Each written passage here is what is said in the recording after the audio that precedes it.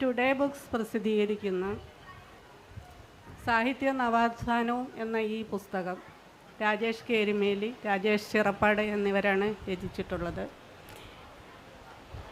ആദ്യമായി പറയട്ടെ, ഈ പുസ്തകം ഇവിടെ ചർച്ച ചെയ്യുന്നതിൽ വളരെ സന്തോഷമുണ്ട്. ഇതിന് അവസരം തന്നത് വളരെ നന്ദിയോടെ സ്മരിക്കുന്നു. ഇവിടെ നമുക്ക് വളരെ കുറച്ച് 25 മിനിറ്റ് സമയം മാത്രമാണുള്ളത്. അതുകൊണ്ട് മോഡറേറ്റർ എന്ന നിലയിൽ ഞാൻ പുസ്തകത്തെപ്പറ്റി അധികമൊന്നും പറയുന്നില്ല. രാജേഷ് കേരിമേലി, രാജേഷ് ചിറപ്പാട് ഈ രണ്ട് എഴുത്തുകാരും നവോത്ഥാനത്തെ സംബന്ധിച്ചും മറ്റ് പുരോഗമന മൂല്യങ്ങളെ സംബന്ധിച്ച് നിരവധി പുസ്തകങ്ങൾ രചിച്ചിട്ടുള്ളവരാണ്. ഇവർ രണ്ടുപേരും ചേർന്നും ഒറ്റയായിട്ടും ഒക്കെ ഈ രംഗത്ത് നിരവധി പുസ്തകങ്ങൾ രചിച്ചിട്ടുണ്ട്. ഇപ്പോൾ നവോത്ഥാനം എന്ന വാക്ക് നമുക്ക് പല രീതിയിൽ വ്യാഖ്യാനിച്ച് നമുക്ക് അറിയാവുന്ന ഒരു വാക്കാണ്. പക്ഷേ ഈ പുസ്തകത്തിൽ നമുക്ക് പറഞ്ഞിട്ടുള്ളത് കൂടുതലും കേരള നവോത്ഥാനത്തെ സംബന്ധിച്ചും നവോത്ഥാന നായകന്മാരെ പറ്റിയും അവരുടെ കൃതികളെ പറ്റിയും പിന്നെ നവോത്ഥാന സാഹിത്യത്തിൽ കൂടെ ഉണ്ടായിട്ടുള്ള നവോത്ഥാന മൂല്യങ്ങളും അതിൻ്റെ പ്രചരണവും ഇങ്ങനെയൊക്കെയുള്ള കാര്യങ്ങളാണ് ഈ പുസ്തകത്തിൽ ചർച്ച ചെയ്യുന്നത്. കൂടുതലായിട്ട് ഇതേപ്പറ്റി സംസാരിക്കുന്നത് 2 പേരുണ്ട്. ഷിജു ഏലിയാസ്, പ്രശസ്തനായ എഴുത്തുകാരൻ, ചിന്തകൻ, രാഹുൽ എസ്, കവിയും യുവ എഴുത്തുകാരനും. ഈ 2 പേരെയും ഈ വേദിയിലേക്ക് സ്വാഗതം ചെയ്യുകയും ഇതിൽ സംസാരിക്കുന്നതിന് വേണ്ടി ആദ്യം ഷിജു ഏലിയാസിനെ ക്ഷണിക്കും.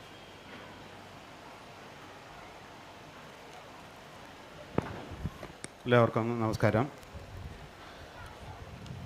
മോഡറേറ്റർ സൂചിപ്പിച്ചതുപോലെ ചുരുക്കി പറയാനുള്ളൊരു പരിശീലന കളരി കൂടിയാണിത് എന്ന് തോന്നുന്നു. സാഹിത്യ നവോത്ഥാനവും എന്ന പുസ്തകം രചിച്ച രാജേഷ് കേരിമേലി, രാജേഷ് ചിറപ്പാട് രണ്ടുപേരും എൻ്റെ അടുത്ത സുഹൃത്തുക്കളാണ്. പുസ്തകം വളരെ സന്തോഷത്തോടു കൂടിയാണ് ഞാൻ വായിച്ചത്. കാരണം ഇതിന് അസാധാരണമായ ഒരു തെളിമയുണ്ട്. കാര്യങ്ങൾ വളരെ വ്യക്തമാണ്. രാജേഷ് ചിറപ്പാടും രാജേഷ് കേരിമേലിയും കുറേ കാലമേ എൻ്റെ അടുത്ത സുഹൃത്തുക്കളാണ്. രാജേഷ് ചിറപ്പാട് ഞാനും ചിന്തയിൽ ഒരുമിച്ച് കുറേ കാലം ജോലി ചെയ്തിട്ടുണ്ട്. അപ്പോൾ ആ ഒരു സ്നേഹം കൂടിയുണ്ട്. ഇതിൽ പലതും വ്യക്തിപരമായ സംഭാഷണ വേളകളിൽ പങ്കുവച്ചിട്ടുള്ള അഭിപ്രായങ്ങൾ കൂടിയാണ് എന്നുള്ളൊരു സന്തോഷം കൂടി ഞാൻ അറിയിക്കുകയാണ്. മുൻപ് തന്നെ ഞങ്ങൾ രാജേഷ് ചിറപ്പാടും ഞാനും അടക്കം പങ്കെടുത്ത വേദികളിൽ മലയാളത്തിൻ്റെ പ്രമുഖരായ പലരും പങ്കെടുത്തുകൊണ്ട് ഒരു സാംസ്കാരിക വിജ്ഞാനകോശം ഉണ്ടാകണമെന്നുള്ളൊരു ചർച്ച ഉണ്ടായിരുന്നു. അത്തരം ഒരു സംവാദവേളയിൽ ശ്രീ പി ഗോവിന്ദപിള്ള, അദ്ദേഹം നമ്മോടൊപ്പം ഇല്ല, അദ്ദേഹം പറഞ്ഞൊരു കാര്യം ഞാനിവിടെ സൂചിപ്പിക്കുകയാണ്. നമുക്ക് നവോത്ഥാനത്തെക്കുറിച്ചുള്ള ചർച്ച വരുമ്പോൾ അല്ലെങ്കിൽ സംസ്കാരത്തെക്കുറിച്ചുള്ള ചർച്ച വരുമ്പോൾ പുതിയൊരു രീതിശാസ്ത്രം വേണമെന്നാണ് എപ്പോഴും പറയാറുള്ളത്. അത് മനുഷ്യന് മനസ്സിലാകുന്ന രീതിയിലും പറയാം, അല്ലാത്ത രീതിയിലും പറയാം. അപ്പോൾ പി ജി ഇടപെട്ടുകൊണ്ട് പറഞ്ഞൊരു കാര്യം, രീതിശാസ്ത്രം തീർച്ചയായും നല്ലത് തന്നെയാണ്, നമുക്കത് വേണം, അതിനു വേണ്ടിയുള്ള ശ്രമവും വേണം. പക്ഷേ നിലവിൽ നമ്മുടെ മുന്നിലുള്ള രീതിശാസ്ത്രത്തിൻ്റെ ഉള്ളിൽ നിന്നുകൊണ്ട് തന്നെ നമുക്ക് ഒരുപാട് ഫാക്റ്റ് കറക്ഷൻ കൊണ്ടുവരാൻ പറ്റും, ഒരുപാട് കാര്യങ്ങൾ നമുക്ക് മാറ്റി പറയാൻ പറ്റും. അത് തന്നെ വലിയൊരു സംഭാവനയാണ്. അതിനപ്പുറത്ത് ഉള്ള സാധ്യതകളെക്കുറിച്ച് തീർച്ചയായിട്ടും നമ്മൾ ആലോചിക്കുമ്പോൾ തന്നെ ഈ ഒരു കാര്യം നമ്മൾ കാണണമെന്നാണ്. എങ്ങനെയെന്ന് ചോദിച്ചപ്പോൾ അദ്ദേഹം വിശദീകരിച്ചു. അദ്ദേഹമാണ് ഇതിൽ ഈ പുസ്തകത്തിൽ ഏറ്റവും കൂടുതൽ പരാമർശിക്കപ്പെട്ടിട്ടുള്ള റെഫറൻസ് എന്നുള്ളത് കൊണ്ടാണ് ഞാൻ ഈ കാര്യം പറയുന്നത്. അദ്ദേഹം പറയുന്നത്, അവർ ചില കാര്യങ്ങൾ വലിയ പ്രാധാന്യത്തോടെ പറയും, നമുക്കറിയാം അതത്ര പ്രധാനപ്പെട്ട കാര്യങ്ങളല്ല എന്ന്, നമ്മളത് കുറയ്ക്കും, അപ്രധാനമാണെങ്കിൽ പറയാതിരിക്കും. അവർ ചില കാര്യങ്ങൾ പറയും, പക്ഷേ വേണ്ടത്ര പ്രാധാന്യം കൊടുക്കില്ല, ആ കാര്യങ്ങൾ പ്രധാനപ്പെട്ടതായി നമ്മൾ പറയും. വേറെ ചില കാര്യങ്ങൾ അവർ പറയുകയേ ഇല്ല, അത് നമ്മൾ പറയും, പ്രാധാന്യത്തോടെ വയ്ക്കുകയും ചെയ്യും. ഇത്രയും ആയാൽ തന്നെ പുതിയൊരു രീതിശാസ്ത്രം അന്വേഷിച്ചു പോകാതെ നിലവിൽ അംഗീകരിക്കപ്പെട്ടിട്ടുള്ള സമൂഹവും വൈജ്ഞാനിക സമൂഹവും എല്ലാം അംഗീകരിച്ചിട്ടുള്ള രീതിശാസ്ത്രത്തിൻ്റെ ഉള്ളിൽ നിന്നുകൊണ്ട് തന്നെ നമുക്ക് നവോത്ഥാന സംവാദങ്ങൾക്ക് വലിയ സംഭാവന നൽകാൻ കഴിയുമെന്ന്, അത് എന്നെ സംബന്ധിച്ച് വളരെ പ്രധാനപ്പെട്ട ഒരു സ്റ്റേറ്റ്മെൻ്റ് ആയിരുന്നു. ആ ഒരു സമീപനം വളരെ കൃത്യമായി പാലിച്ചുകൊണ്ട് രചിക്കപ്പെട്ട ഒരു രചനയാണ് ഇത് എന്നുള്ളതാണ് ഇതിൻ്റെ ഒരു പ്രത്യേകത. ഇതിൽ ഒരു നിസ്സംഗമായ സമീപനമാണ്, ഏതെങ്കിലും ഒരു പക്ഷത്ത് നിന്നുകൊണ്ട് ചിലരെ പൊലിപ്പിക്കുക എന്നുള്ളതല്ല. നേരെ മറിച്ച് പ്രായോഗികമായി ഇത് സ്ഫോടനാത്മകമായി മാറുന്നത് നവോത്ഥാന സംവാദങ്ങളിൽ അത്രയൊന്നും പ്രാധാന്യത്തോടെ അവതരിപ്പിക്കപ്പെടാത്ത ആളുകൾ അവർ ചരിത്രപരമായി അർഹിക്കുന്ന പ്രാധാന്യത്തോടു കൂടി ഇതിൽ പ്രത്യക്ഷപ്പെടുന്നുണ്ട് എന്നുള്ളതാണ്. കവിതയെക്കുറിച്ച് പറയുന്ന സമയത്ത് വള്ളത്തോളിനെയും ഉള്ളൂരിനെയും മറ്റൊക്കെ പറയുന്നതിന് മുമ്പ് തന്നെ അവിടെ സഹോദരൻ അയ്യപ്പനും അതുപോലെ പാട്ടുകൾ കൊണ്ട് ശ്രദ്ധേയനായ നവോത്ഥാന നായകനായിട്ടുള്ള പൊയ്കയിൽ അപ്പച്ചനും എല്ലാം വരുന്നു എന്നുള്ളത് ഇതിൽ ഒട്ടും അതിശയോക്തിയില്ല, യാതൊരു വളച്ചൊടിക്കലുമില്ല. അതേസമയം വളച്ചൊടിക്കപ്പെട്ട നവോത്ഥാന സംവാദങ്ങളുടെ പരിസരത്ത് നിന്ന് നോക്കുന്ന സമയത്ത് ആ വളച്ചൊടിക്കലുകൾക്കെതിരായി ശരിയായ ചരിത്രം, ശരിയായ നവോത്ഥാനത്തിൻ്റെ ഒരു ചരിത്രവും അതിൻ്റെ രീതിയും അതിൻ്റെ മുൻഗണനകളും അവതരിപ്പിക്കുന്നു എന്നുള്ളതാണ് ഇതിലേറ്റവും ശ്രദ്ധേയമായൊരു കാര്യം. ഇതിന് വലിയൊരു റെഫറൻസ് വാല്യൂ ഉണ്ട്, വളരെ കാച്ചി കുറുക്കി പറഞ്ഞിരിക്കുന്നു എന്നുള്ളതാണ് ഈ പുസ്തകത്തിൻ്റെ ഒരു പ്രത്യേകത.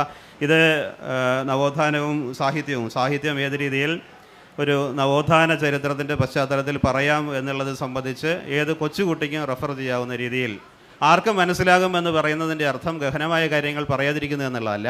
ഏറ്റവും ഗഹനമായ കാര്യങ്ങൾ പറയുന്നു, ഏറ്റവും ആഴത്തിൽ തന്നെ ആ കാര്യങ്ങൾ പറയുന്നു. അക്ഷരസ്ഫടിക സമാനമായ ഭാഷ എന്നാണ് പഴയ ആളുകൾ പറയുക. അതുപോലെ വളരെ നിർമ്മലമായ ഭാഷയിൽ വളരെ പെട്ടെന്ന് തന്നെ ആളുകൾക്ക് ഗ്രഹിക്കാൻ കഴിയുന്ന രീതിയിൽ, എന്നാൽ അതേസമയം തന്നെ മലയാളത്തിൽ അംഗീകരിക്കപ്പെട്ടിട്ടുള്ള സാമ്പ്രദായിക സംവാദങ്ങൾ അംഗീകരിച്ചിട്ടുള്ള മുൻഗണനകളെ പൊളിച്ചെഴുതുന്ന രീതിയിൽ വെക്കേണ്ടവരെ വെക്കേണ്ട സ്ഥാനത്ത് വെച്ചുകൊണ്ടും പറയപ്പെടാതെ പോയവരെക്കുറിച്ച് പറഞ്ഞുകൊണ്ടും, എന്നാൽ ഇവരാണ് നവോത്ഥാനം ഉണ്ടാക്കിയത് എന്ന് ചില ആളുകൾ കൊട്ടിഘോഷിക്കുമ്പോൾ ഇവർ മാത്രമല്ല നവോത്ഥാനത്തിൻ്റെ വക്താക്കൾ എന്ന് വളരെ വ്യക്തമായി സ്ഥാപിച്ചുകൊണ്ടും ആർക്കും റെഫർ ചെയ്യാവുന്ന രീതിയിൽ വളരെ ഭംഗിയായി എഴുതപ്പെട്ടിട്ടുള്ള ഒരു പുസ്തകമാണ്. ഇതിൻ്റെ രചന നടത്തിയതിന് രാജേഷ് ചെറുപ്പാടിനെയും രാജേഷ് കെ എരുമേലിയും ഞാൻ അഭിനന്ദിക്കുകയാണ്. ഇത്തരത്തിലുള്ള അന്വേഷണങ്ങൾ തുടർന്നും ധാരാളമായി ഉണ്ടാകേണ്ടതുണ്ട്. അപ്പോഴും ഈ ഒരു സാമാന്യ ജനത്തിന് സ്വീകാര്യമായ ഭാഷയും അതിൻ്റെ ഒരു തെളിമയും നഷ്ടപ്പെടാതെ കൂടുതൽ രചനകളിലേക്ക് പോവുക എന്നുള്ളത് ഈ കാലഘട്ടം ആവശ്യപ്പെടുന്ന ഒരു വളരെ സവിശേഷമായ രചനാ ഗുണമാണ് എന്ന് മാത്രം പറഞ്ഞുകൊണ്ട്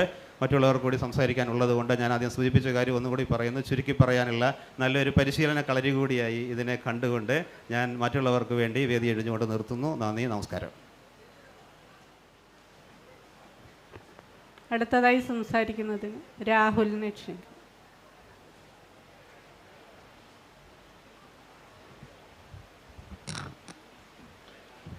പ്രിയമുള്ളവരെ,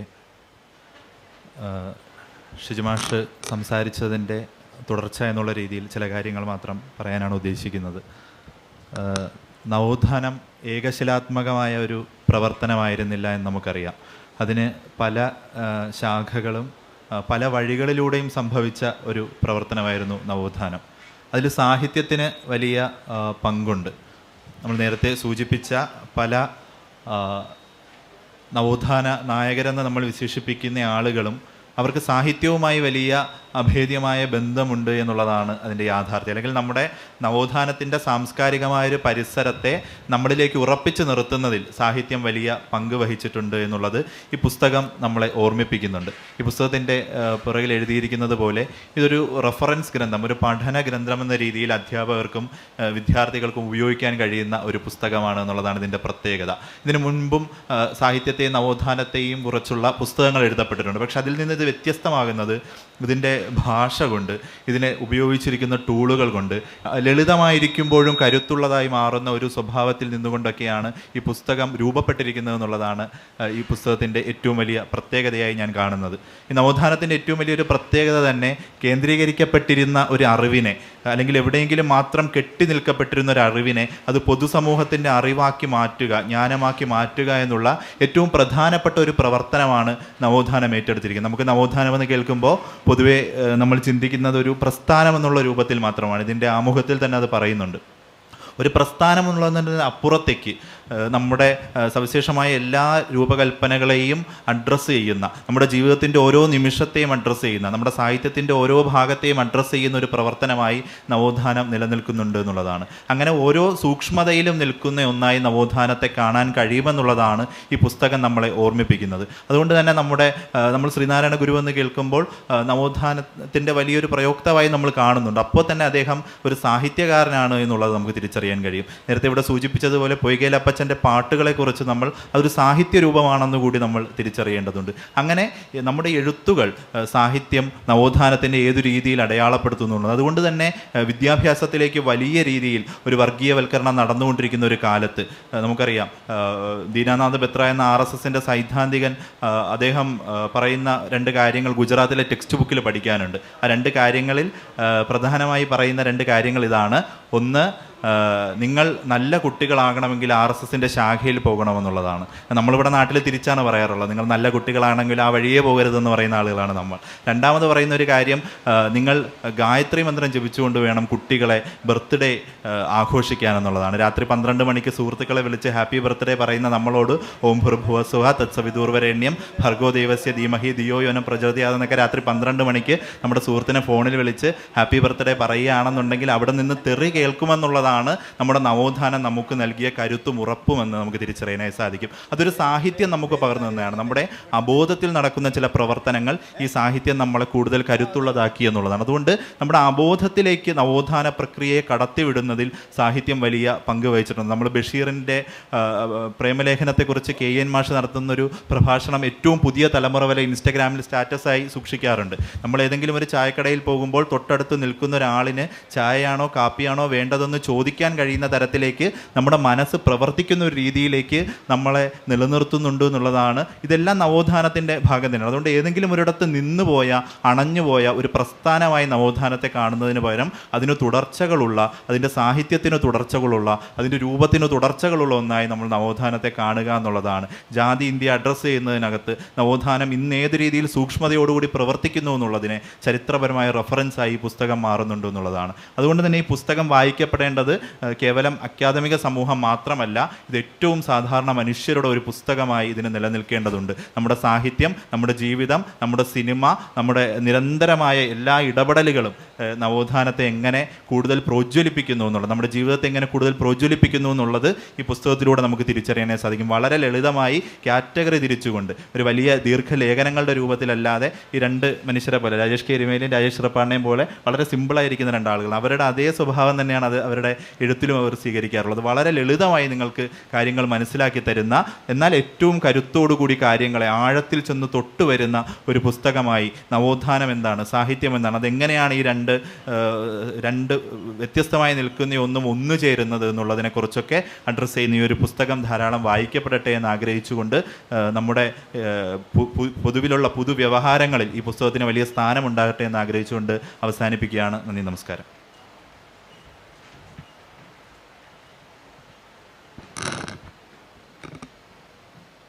ഷിജു ഏലിയാസും രാഹുലും സംസാരിച്ചതുപോലെ നമ്മുടെ നവോത്ഥാനം എന്ന് പറയുന്നത് തുടർന്നുകൊണ്ടേയിരിക്കുന്ന ഒരു പ്രക്രിയയാണ്.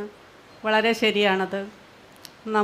നമ്മുടെ സംസ്ഥാനത്ത് ജീവിക്കുകയും മറ്റു സംസ്ഥാനങ്ങളിൽ പോയി കഴിഞ്ഞ് അവിടെ നിന്ന് തിരിച്ചു വരികയും ചെയ്യുന്ന പല ആളുകളുടെ അനുഭവങ്ങൾ പറയുമ്പോൾ നമുക്ക് മനസ്സിലാകും നമ്മുടെ സംസ്ഥാനം ഇപ്പോഴും നവീകരിക്കപ്പെട്ടുകൊണ്ടിരിക്കുകയാണ്. അതുകൊണ്ട് ഈ നവോത്ഥാനം എന്ന് പറയുന്നത് പഴയ കാലത്ത് നടന്ന ഒന്നല്ല, ഇപ്പോഴും നടന്നുകൊണ്ടിരിക്കുന്ന ഒന്ന് തന്നെയാണ്. ശരിയാണ്.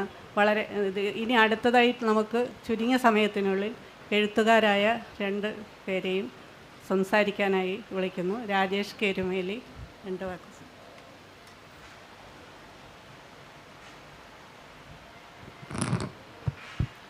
പുസ്തകത്തെ സംബന്ധിച്ച് വളരെ വിശദമായി ഇവിടെ പറയുകയുണ്ടായി. പുസ്തകം വായിക്കുകയും അതിനെ വിലയിരുത്തുകയും വിമർശനപരമായി സമീപിക്കുകയും ചെയ്യണമെന്നാണ് എനിക്ക് പറയാനുള്ളത്. നേരത്തെ ഇവിടെ പറഞ്ഞ അതിന് അനുബന്ധമായ ചില കാര്യങ്ങൾ മാത്രം സൂചിപ്പിക്കാം. കേരളീയ നവോത്ഥാനം എന്ന് പറയുന്നത് ഒരു ഏകശിലാത്മകമായ അനുഭവത്തിൽ നിന്നുകൊണ്ടാണ് എന്നാണ് അടുത്ത കാലം വരെ നമ്മൾ കരുതിയിരുന്നത്. അതായത് ഈ നാരായണ ഗുരുവിൽ തുടങ്ങി നാരായണ ഗുരുവിൽ അവസാനിക്കുന്നതാണ് കേരളീയ നവോത്ഥാനം എന്ന ഒരു പാഠം കഴിഞ്ഞ കുറേ കാലമായി നമ്മൾ പഠിച്ചുകൊണ്ടിരിക്കുകയായിരുന്നു. എന്നാൽ പുതിയ അന്വേഷണങ്ങളെയും പുതിയ ജ്ഞാനമേഖലകളെ തേടുന്ന സമൂഹവും വളർന്നതോടെ അതിന് മാറ്റം സംഭവിച്ചിട്ടുണ്ട്. ഇന്ന് കേരളീയ നവോത്ഥാനം എന്ന് പറയുന്നത് പോലും സ്ത്രീകളുടെ വസ്ത്രധാരണ സ്വാതന്ത്ര്യത്തിൽ നിന്നാണ് ആരംഭിക്കുന്നത്. അതൊരു പക്ഷേ അടുത്ത കാലം മുതലാണ് അതിനെ സംബന്ധിച്ചുള്ള ചർച്ചകളും സംവാദങ്ങളും പുസ്തകങ്ങളും ഒക്കെ ഇറങ്ങിയിട്ടുള്ളത്. അപ്പോൾ നമുക്ക് കേവലമായ ഏതെങ്കിലും സമരങ്ങളിൽ മാത്രം നിന്നുകൊണ്ട് കേരളീയ നവോത്ഥാനത്തെ ചർച്ച ചെയ്യാൻ സാധിക്കില്ല. അതിൽ കൊളോണിയൽ ആധുനികതയുമായി ബന്ധമുണ്ട്. കേരളത്തിലേക്ക് വന്ന ബ്രിട്ടീഷുകാർക്കൊപ്പം വന്ന മിഷണറിമാരുടെ പ്രവർത്തനങ്ങളും ആ കൊളോണിയൽ ആധുനികത സൃഷ്ടിച്ച മാറ്റങ്ങളും പ്രധാനമായും തിരുവനന്തപുരത്ത് നിന്നുകൊണ്ട് സംസാരിക്കുമ്പോൾ കേരളീയ നവോത്ഥാനത്തിൻ്റെ പ്രധാനമായ 2 ധാരകൾ ഉള്ളൊരു സ്ഥലമാണിത്. ഒന്ന്, നേരത്തെ ഞാൻ സൂചിപ്പിച്ച പോലെ നവോത്ഥാനത്തെ തുടക്കമെന്ന് പറയാവുന്ന മാറുമറയ്ക്കൽ, സ്ത്രീകളുടെ വസ്ത്രധാരണ സ്വാതന്ത്ര്യവുമായി ബന്ധപ്പെട്ട സമരത്തിന് തുടക്കം കുറിക്കുന്നത് നമ്മുടെ ഈ ജില്ലയുമായി ബന്ധപ്പെട്ട സ്ഥലത്താണ്. മറ്റൊന്ന്, കൊളോണിയൽ ആധുനികതയുമായി ബന്ധപ്പെട്ട് മിഷണറി സംഘം, LMS മിഷണറി സംഘത്തിൻ്റെ വരവും അതിലൂടെ കേരളത്തിൻ്റെ നവോത്ഥാനത്തിന് അവർ സംഭാവന ചെയ്തത് വളരെ വലിയ കാര്യങ്ങളായിരുന്നു. അപ്പം അത്തരത്തിലുള്ള അന്വേഷണത്തിൻ്റെ ഭാഗമായിട്ടാണ് ഇന്ന് ഞങ്ങൾ ഈ പുസ്തകം രചിച്ചിട്ടുള്ളത്. അപ്പോൾ സാഹിത്യത്തിന് നവോത്ഥാനവുമായി എങ്ങനെയായിരുന്നു ബന്ധം? സാഹിത്യവും നവോത്ഥാനവും ഒരു നേർരേഖ പോലെ തന്നെ സഞ്ചരിക്കുകയായിരുന്നു എന്നുള്ളതാണ് നമുക്ക് കാണാൻ സാധിക്കുന്നത്. അത്തരം ചില അടയാളപ്പെടുത്തലുകൾ അതിനു മുമ്പ് സാഹിത്യത്തെ സംബന്ധിച്ചും നവോത്ഥാനത്തെ സംബന്ധിച്ചും രേഖപ്പെടുത്തലുകളും ഒക്കെ ഉണ്ടായിട്ടുണ്ടെങ്കിലും എന്തുകൊണ്ടാണ് നേരത്തെ പറഞ്ഞതുപോലെ പൊയ്കയിൽ അപ്പച്ചനെ പോലെ കീഴാള നവോത്ഥാന ധാരയിൽ നിന്ന് വന്നിട്ടുള്ള പഠനങ്ങളെയും ഇടപെടലുകളെയും സമരങ്ങളെയും രേഖപ്പെടുത്താതെ കേരളത്തിൻ്റെ നവോത്ഥാന ചരിത്രം പുരോഗമന പ്രസ്ഥാനങ്ങളുടെ ഭാഗമായി നിൽക്കുന്നവരും അല്ലാതെ എഴുതപ്പെട്ടതും ആയ പുസ്തകങ്ങളിലൊന്നും തന്നെ ഇങ്ങനെ കീഴാള നവോത്ഥാന ധാരയോ അല്ലെങ്കിൽ നേരത്തെ ഞാൻ സൂചിപ്പിച്ചതുപോലുള്ള കൊളോണിയൽ ആധുനികതയുടെ ധാരയോ ഉണ്ടായിരുന്നില്ല. പല പുരോഗമന പ്രസ്ഥാനങ്ങളുടെ ഭാഗമായി നിൽക്കുന്നവർ നവോത്ഥാനത്തെക്കുറിച്ച് സംസാരിക്കുമ്പോഴും നാരായണഗുരുവിൽ തുടങ്ങി നാരായണഗുരുവിൽ അവസാനിക്കുന്ന അല്ലെങ്കിൽ അത്തരമൊരു ധാരയിൽ മാത്രം ചുരുങ്ങുന്ന നവോത്ഥാനത്തിൻ്റെ ചരിത്രമാണ് നിരന്തരം ഇങ്ങനെ പറഞ്ഞുകൊണ്ടേയിരിക്കുന്നത്. എന്നാൽ അത് മാത്രമല്ലെന്നും ഇനിയും എഴുതപ്പെടേണ്ട, അന്വേഷിക്കപ്പെടേണ്ടതായ ഒരു ചരിത്രം സാഹിത്യത്തിനും നവോത്ഥാനത്തിനും ഉണ്ടെന്നും പറയാനുള്ളൊരു ശ്രമമാണ് ഈ പുസ്തകത്തിലൂടെ നടത്തിയിട്ടുള്ളത്. അവിടെ പൊയ്കയിലപ്പച്ചൻ വരുന്നു, പണ്ഡിറ്റ് കറുപ്പൻ വരുന്നു, കുമാരനാശാൻ വരുന്നു, അങ്ങനെ നിരവധിയായ നവോത്ഥാനത്തിൻ്റെ ഇടപെടലുകൾ നടത്തിയ സമരങ്ങളിലൂടെയും അല്ലാതെ എഴുത്തിലൂടെയൊക്കെ ഇടപെടൽ നടത്തിയവരുടെ ഭാഗം കൂടിയായിരുന്നു കേരളീയ നവോത്ഥാനം എന്ന് സൂചിപ്പിക്കാൻ വേണ്ടി ഉള്ളൊരു അന്വേഷണത്തിൻ്റെ ഭാഗം, ഒരു തുടക്കം മാത്രമാണിത്. ഇതിന് ഇനിയും കൂട്ടിച്ചേർക്കലുകൾ വരേണ്ടതുണ്ട്. കാര്യം ചരിത്രം എന്ന് പറയുന്നത് പുതിയതായി അന്വേഷിക്കുന്ന ഒരു ഘട്ടത്തിൽ നിന്നുകൊണ്ടാണ്, ആ ഒരു സന്ദർഭത്തിൽ നിന്നുകൊണ്ട് നമ്മൾ സംസാരിക്കുമ്പോൾ നമുക്കറിയാം നിരന്തരം പരിഷ്കരിക്കപ്പെടുന്ന അല്ലെങ്കിൽ നിരന്തരം പുതിയ കണ്ടെത്തലുകളെ ആവിഷ്കരിക്കാനുള്ള ശ്രമമാണ് ചരിത്രത്തിലും നവോത്ഥാന ചരിത്രത്തിലും സാഹിത്യത്തിലും ഒക്കെ നടക്കുന്നത്. അത്തരം അന്വേഷണങ്ങളുടെ ഭാഗമായി അതിൻ്റെ ഒരു തുടക്കം എന്ന നിലയിൽ മാത്രമാണ് ഞങ്ങൾ ഈ പുസ്തകം രചിച്ചിട്ടുള്ളത്. നേരത്തെ സൂചിപ്പിച്ച പോലെ ഈ പുസ്തകത്തെ സംബന്ധിച്ചുള്ള വിശദമായ ഒരു സംവാദം ഉണ്ടാകുകയും അതിൽ കൂട്ടിച്ചേർക്കേണ്ടതായ കാര്യങ്ങളെ കൂട്ടിച്ചേർക്കാൻ അറിയിക്കുകയും ഒരു വിമർശനപരമായ ഒരു സമീപനത്തിലൂടെ പുതിയ അറിവിനെ, പുതിയൊരു ജ്ഞാനത്തെ നിർമ്മിക്കാനുള്ളൊരു ശ്രമമാണ് ഉണ്ടാകേണ്ടതെന്ന് മാത്രം സൂചിപ്പിച്ചുകൊണ്ട് ഞാൻ നിർത്തുന്നു. നന്ദി.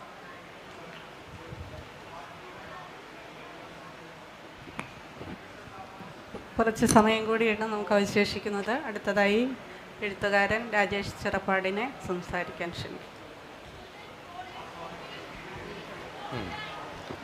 വേദിയിലും സദസ്സിലുമുള്ള പ്രിയപ്പെട്ട സുഹൃത്തുക്കളെ, ആരാധ്യരായ സാഹിത്യ സാംസ്കാരിക പ്രതിഭകളെ, പ്രിയപ്പെട്ട സഹോദരി സഹോദരന്മാരെ, സാഹിത്യവും നവോത്ഥാനം എന്ന പുസ്തകം ടുഡേ ബുക്സ് പ്രസിദ്ധീകരിച്ച ഈ പുസ്തകത്തെ സംബന്ധിച്ചുള്ള വളരെ ഹ്രസ്വമെങ്കിലും വളരെ സൂക്ഷ്മമായിട്ടുള്ള ഒരു വായന നടന്നു എന്ന് വിചാരിക്കുന്നു. കാരണം ഇതൊരു ഒരേ സമയം തന്നെ സാഹിത്യ സംബന്ധമായ പുസ്തകമാണ്, അതേസമയം ചരിത്ര സംബന്ധമായ പുസ്തകമാണ്.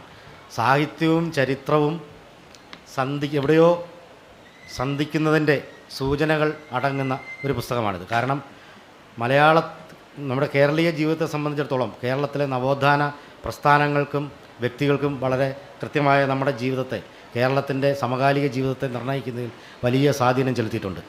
അത് നേരത്തെ പറഞ്ഞതുപോലെ ഏതെങ്കിലും തരത്തിലുള്ള ഒരു ഏകശിലാത്മകമായ ഒരു പ്രവണതകളിലൂടെയല്ല, മനുഷ്യജീവിതവുമായി ബന്ധപ്പെട്ടിട്ടുള്ള അവൻ്റെ ഇന്നത്തെ എല്ലാ വ്യവഹാരങ്ങളിലും കേരളത്തിലെ നവോത്ഥാന പ്രവർത്തനങ്ങൾ ഇടപെട്ടിട്ടുണ്ട് എന്നുള്ളതാണ്. സ്വാഭാവികമായി അവൻ്റെ വസ്ത്രത്തിൽ, ഭക്ഷണത്തിൽ, ആചാരങ്ങളിൽ, അനുഷ്ഠാനങ്ങളിൽ, അവൻ്റെ സാഹിത്യത്തിൽ. അതുകൊണ്ട് തന്നെ നവോത്ഥാനം എന്ന് പറയുമ്പോൾ ഏതെങ്കിലും ഒരു പ്രത്യേക പദ്ധതിയുടെ ഭാഗമായിട്ടല്ല, മലയാളിയുടെ സമസ്ത മണ്ഡലങ്ങളിലും ഇടപെട്ടുകൊണ്ടിരുന്ന ഒന്നാണ്. അതുകൊണ്ട് തന്നെ സ്വാഭാവികമായും അത് സാഹിത്യത്തിലും അതിൻ്റേതായിട്ടുള്ള കൃത്യമായ അടയാളപ്പെടുത്തലുകൾ നടത്തിയാണ് പോയത്. അതുകൊണ്ട് തന്നെയാണ് സാഹിത്യം എന്ന് പറയുന്നത് ഏറ്റവും പ്രധാനപ്പെട്ട ഒന്നായി നവോത്ഥാനത്തിൻ്റെ ധാരയിൽ വരുന്നത്. അതുകൊണ്ട് തന്നെയാണ് ശ്രീനാരായണ ഗുരുവിന് ദൈവദശകം പോലുള്ള കൃതികൾ രചിക്കപ്പെടുന്നത്. അല്ലെങ്കിൽ അയ്യപ്പൻ സഹോദരൻ അയ്യപ്പനെ പോലുള്ള ആളുകൾ കൃതിയിലൂടെ മുന്നോട്ട് വരുന്നത്. മലയാളത്തിലെ എക്കാലത്തെയും മികച്ച കവിയായിട്ടുള്ള മലയാളിയുടെ അഭിമാനമായിട്ടുള്ള കുമാരനാശാനെ പോലുള്ള ആളുകൾ നവോത്ഥാനത്തിൻ്റെ ഭാഗമായി വരുന്നത്. കുമാരനാശാൻ്റെ കവിത തന്നെ ഞങ്ങൾ ഈ പുസ്തകത്തിൽ പറയുന്നൊരു കാര്യം, കുമാരനാശാൻ്റെ കവിത നവോത്ഥാനത്തിൻ്റെ കവിതയും കവിതയുടെ നവോത്ഥാനവുമായിരുന്നു. യഥാർത്ഥത്തിൽ അത് മലയാള സാഹിത്യത്തിൻ്റെ തന്നെ കാവ്യശാഖയുടെ തന്നെ മലയാള സാഹിത്യത്തിൻ്റെ തന്നെ ഒരു നവോത്ഥാനമായിരുന്നു. അതോടൊപ്പം തന്നെ നവോത്ഥാനത്തിൻ്റെ ഒരു സാഹിത്യവുമായിരുന്നു. കാരണം ആശാൻ കൈകാര്യം ചെയ്ത വിഷയങ്ങളൊക്കെ തന്നെ സാമൂഹ്യ നവോത്ഥാനവുമായി ബന്ധപ്പെട്ടിട്ടുള്ള, മനുഷ്യജീവിതവുമായി ബന്ധപ്പെട്ടിട്ടുള്ള, ഫിലോസഫിക്കലായിട്ടുള്ള, ദാർശനികമായ, തത്വചിന്താപരമായ കാര്യങ്ങളായിരുന്നു എന്ന് നമുക്ക് മനസ്സിലാക്കാൻ കഴിയും. ഇതെല്ലാം അടങ്ങുന്നതാണ്. അപ്പം ലോകത്തിലെ മുഴുവൻ സമസ്ത ജ്ഞാനമണ്ഡലങ്ങളെയും മനുഷ്യ വ്യവഹാരങ്ങളെയും ഉൾക്കൊള്ളുന്ന ഒന്നായിരുന്നു കേരളത്തിലെ നവോത്ഥാന പ്രക്രിയ അല്ലെങ്കിൽ നവോത്ഥാന പദ്ധതി എന്ന് നമുക്ക് സൂക്ഷ്മമായിട്ട് വിലയിരുത്താൻ കഴിയും. അല്ലാതെ ഏതെങ്കിലും ഒരു സമുദായമോ ഏതെങ്കിലും ഒരു സംഘടനയോ അല്ലെങ്കിൽ ഏതെങ്കിലും തരത്തിലുള്ള വ്യക്തിയോ എന്നതിനപ്പുറത്തേക്ക് കേരളത്തിൻ്റെ മനുഷ്യ ചരിത്രത്തെ ചലിപ്പിക്കാൻ കഴിയുന്ന തരത്തിലുള്ള പ്രവർത്തനങ്ങളും പദ്ധതികളും അതിൻ്റെ ഏറ്റവും സൂക്ഷ്മമായ മനുഷ്യൻ്റെ ജീവിതത്തിനകത്ത് നിന്നുകൊണ്ട് ഇടപെടാൻ കഴിഞ്ഞ ഒന്നാണ് നവോത്ഥാനം എന്ന് പറയുന്നത്. ഇന്ന് നമുക്ക് തിരിഞ്ഞു നോക്കുമ്പോഴാണ് അത് മനസ്സിലാകുന്നത്. അത് കലയിൽ, ചിത്രകലയിൽ, ശില്പകലയിൽ, സാഹിത്യത്തിൽ, ഭക്ഷണത്തിൽ, സംസ്കാരത്തിൽ, ആരാധനയിൽ, വസ്ത്രധാരണത്തിൽ, ഇങ്ങനെ നമ്മുടെ ജീവിതവുമായി ബന്ധപ്പെട്ടിട്ടുള്ള മുഴുവൻ വ്യവഹാര മണ്ഡലങ്ങളിലും ഇടം നേടാൻ അല്ലെങ്കിൽ അതിൽ ഇടപെടാൻ കേരളത്തിൻ്റെ നവോത്ഥാന പദ്ധതികൾക്ക് കഴിഞ്ഞു. അതിന് വ്യത്യസ്ത ധാരകളുണ്ടായിരുന്നു. ഏതെങ്കിലും ഒരു പ്രത്യേക ധാരയിലൂടെയല്ല നവോത്ഥാനം. അത്രമാത്രം വ്യതിരിക്തവും ബഹുസ്വരവുമായിരുന്നു. അതിൻ്റെ ഒരു നാനാത്വം, അതിൻ്റെ ഒരു ബഹുസ്വരത വളരെ പ്രധാനപ്പെട്ടതായിരുന്നു. അതാണ് ലോകത്തിലെ മറ്റ് നവോത്ഥാന പ്രസ്ഥാനങ്ങളിൽ നിന്ന് ഈ കേരളത്തിലെ അല്ലെങ്കിൽ നവോത്ഥാന പദ്ധതികളെ വ്യത്യസ്തമാക്കുന്നത്. അതിലേറ്റവും പ്രധാനപ്പെട്ട ഒന്ന് സമൂഹത്തെ സംബന്ധിച്ചോളം സാഹിത്യമായതുകൊണ്ട് തന്നെ വളരെ കൃത്യമായി സാഹിത്യത്തിൽ നവോത്ഥാനം പ്രവർത്തിച്ചിട്ടുണ്ട്. ആ നവോത്ഥാനത്തിൻ്റെ ഒരു ചരിത്രപരവും സാഹിത്യപരവുമായ ഒരു അടയാളപ്പെടുത്തൽ എന്നുള്ള നിലയിലാണ് ഞങ്ങൾ ഈ പുസ്തകത്തെ സമീപിക്കാൻ ശ്രമിച്ചിട്ടുള്ളത്. ഇതിൻ്റെ ഒരു രീതിശാസ്ത്രം എന്ന് പറയുന്നത് നമ്മളുടെ കുട്ടികൾക്കും മുതിർന്നവർക്കും ഗവേഷകർക്കും അധ്യാപകർക്കും ഒക്കെ റെഫറൻസ് ഗ്രന്ഥമായി മാറുന്ന തരത്തിലാണ് എന്നുള്ളതാണ്. അതുകൊണ്ട് ഈ പുസ്തകത്തിൻ്റെ തുടർന്നുള്ള വായനയും സംവാദവും പ്രതീക്ഷിച്ചുകൊണ്ട് ഈ പരിപാടിയിൽ പങ്കെടുത്ത എല്ലാവരോടും എഴുത്തുകാർ എന്നുള്ള നിലയിൽ നന്ദി പറഞ്ഞതുകൊണ്ട് നിർത്തുന്നു.